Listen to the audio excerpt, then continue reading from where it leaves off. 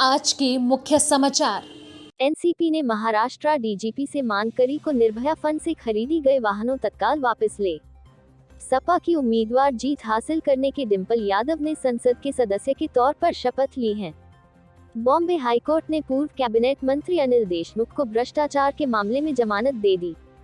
बांद्रा इलाके के खेरवाड़ी पुलिस थाने की हद में आग लगने सूचना मिली, सिपाही गंभीर रूप से घायल। मुंबई, राष्ट्रवादी कांग्रेस पार्टी ने महाराष्ट्र के डीजीपी को पत्र लिखकर निर्भया फंड के तहत खरीदे गए वाहनों को तत्काल वापस लेने की मांग की है। एनसीपी ने डीजीपी को लिखे पत्र में लिखा है कि यह व्यापक रूप से बताया गया है कि महाराष्ट्र के गृह विभाग ने निर्भया फंड के तहत खरीदे गए लगभग 40 वाहनों को शिंदे गुट के विधायकों की सुरक्षा के लिए लगा दिया।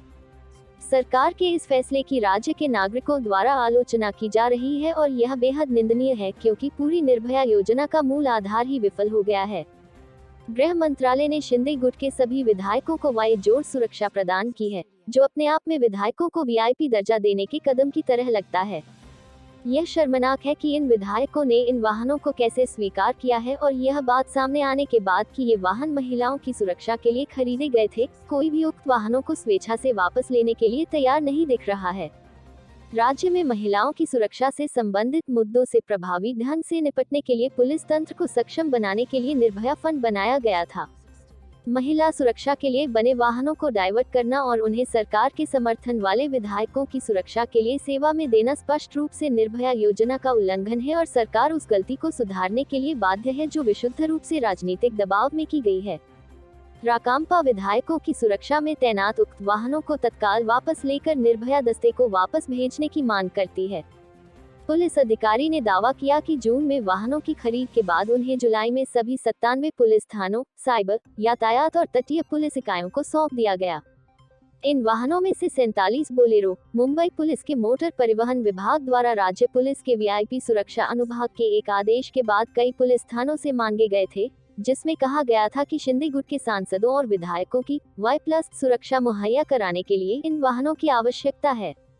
हालांकि 17 वाहनों को आवश्यकता पूरी होने के बाद पुलिस थानों में वापस कर दिया गया। 30 बोलेरो अभी तक वापस नहीं आई हैं। मामले के खुलासे के बाद विपक्षी दल कांग्रेस और राष्ट्रवादी कांग्रेस पार्टी राकांपा ने शिंदे के नेतृत्व वाली सरकार पर हमला बोला है। उन्होंने सवाल किया कि क्या सत्तारूढ़ विधायकों की सुरक्षा महिलाओं की सुरक्षा से अधिक महत्वपूर्ण है।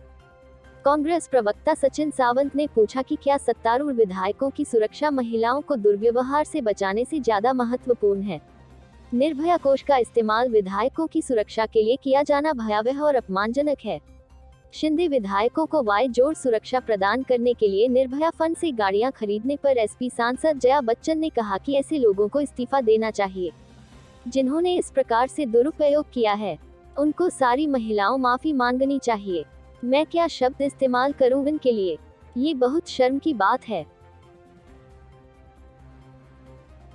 मुंबई, यूपी के मैनपुरी से उपचुनाव में जीत हासिल करने के बाद सपा की सांसद डिंपल यादव ने आज संसद सदस्य के तौर पर शपथ ली है। डिंपल यादव अपने पति और समाजवादी पार्टी के अध्यक्ष अखिलेश यादव के साथ दिल्ली में स्थित संसद भवन पहुंची थी। बता दें कि उन्होंने शपथ लेने के बाद कांग्रेस नेता सोनिया गांधी से आशीर्वाद लिया। आपको बता दें कि जीत के बाद डिंपल यादव ने कहा था कि मैनपुरी की जनता और उन तमाम लोगों का शुक्रिया जिन्होंने हमें समर्थन दिया है। मैनपुरी की जनता ने इतिहास रचा है।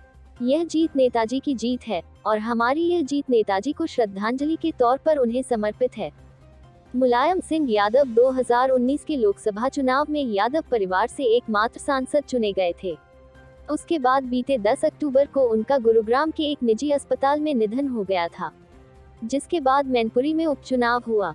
मैनपुरी में उपचुनाव के लिए 5 दिसंबर को वोट डाले गए थे, जबकि 8 दिसंबर को वोटों की गिनती हुई थी, जिसके बाद चुनाव में सपा के टिकट पर डिंपल यादव ने बीजेपी उम्मीदवार को हराया है। मुंबई, बॉम्बे हाईकोर्ट ने सोमवार को केंद्रीय जांच ब्यूरो द्वारा दायर भ्रष्टाचार के एक मामले में महाराष्ट्र के पूर्व कैबिनेट मंत्री अनिल देशमुख को जमानत दे दी।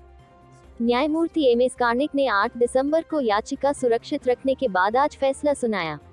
महाराष्ट्र के पूर्व गृह मंत्री अब भ्रष्टाचार के मामले और मनी लॉन्ड्रिंग मामले में 1 साल की न्यायिक हिरासत के बाद जेल से रिहा होंगे।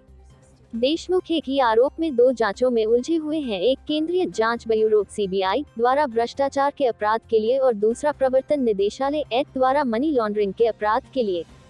देशमुख को मनी लॉन्ड्रिंग मामले में बॉम्बे हाई कोर्ट ने 4 अक्टूबर को जमानत दे दी थी। हालांकि सीबीआई मामले में विशेष अदालत ने उन्हें जमानत देने से इनकार कर दिया और उसी को देशमुख ने उच्च न्यायालय के समक्ष चुनौती दी थी।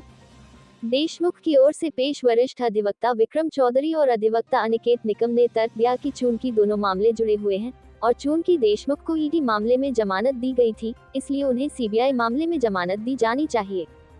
चौधरी ने तर्क दिया कि देशमुख ने कथित रूप से एक अपराध करने के लिए 1 वर्ष से अधिक समय व्यतीत किया है, जो 7 साल तक के कारावास की सजा थी। एएसजी ने बताया कि देशमुख को सीबीआई की प्राथमिकी को रद्द करने और डिफॉल्ट जमानत की मांग करने वाली याचिकाओं में राहत देने से इनकार कर दिया गया था। सिंह ने यह आशंका भी जताई कि एक प्रभावशाली व्यक्ति होने के नाते देशमुख मामले में लंबित जांच में हस्तक्षेप कर सकते हैं। मुंबई, महाराष्ट्र की राजधानी के बांद्रा इलाके में स्थित खेरवाड़ी पुलिस थाने में आग लगने की सूचना सामने आई। दरअसल सोमवार को खेरवाड़ी पुलिस थाने का स्टोर रूम आग की चपेट में आ गया, जिस पर काबू पाने की कोशिश में एक सिपाही के गंभीर रूप से घायल होने की भी खबर है। मुंबई फायर ब्रिगेड के अधिकारियों के अनुसार घायल सहायक उप निरीक्षक को नजदीकी अस्पताल में भर्ती कराया गया है और उनकी हालत स्थिर बताई जा रही है। पुलिस के बताए अनुसार आग लगने से स्टोर रूम में रखे कुछ दस्तावेज और सामग्री जलकर खाक हो गई। हालांकि आग लगने के कारण कुल कितना नुकसान हुआ है, इस बात की पुष्टि नहीं हो सकी। पुलिस फिलहाल मामले की जांच कर रही है। Bureau report, Mumbai.